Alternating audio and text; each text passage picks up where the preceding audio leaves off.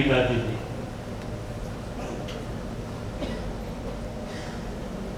ప్రగతి రిసార్ట్స్లో 5 days ఒకరి తర్వాత ఒకరు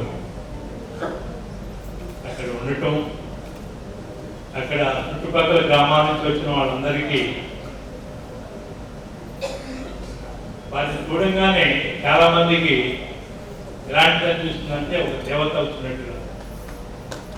తనలో ఉన్న ఏ అయితే చెడు ఆలోచనలు, అంటే పల్లెటూరు అందులో తెలంగాణ అంటే చుక్కా ముక్క అనేది నానుడి, అటువంటి వాళ్ళంతా కూడా చాలా మంది వాటి నుంచి దూరంగా పోవటం, పర్టికులర్గా స్మోకింగ్ అనేది అప్పుడు ఎక్కువగా ఉంది. కానీ నేను కూడా ఆ రోజుల్లో వారు ఫస్ట్ టైం ఒక 40 మంది అక్కడికి రావడం, తీర్థం బ్యాంక్ వచ్చినప్పుడు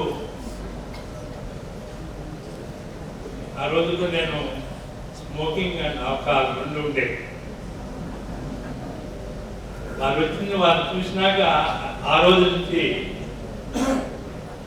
చెప్పలేదు ఎవరు, కానీ ప్రభావం నా మీద మా ఆవిడ నన్ను గట్టిగా చెంపదెబ్బలు వేసింది.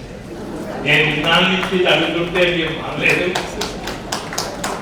ఆ బ్రహ్మకుమారి వచ్చారంటే మానేశారు.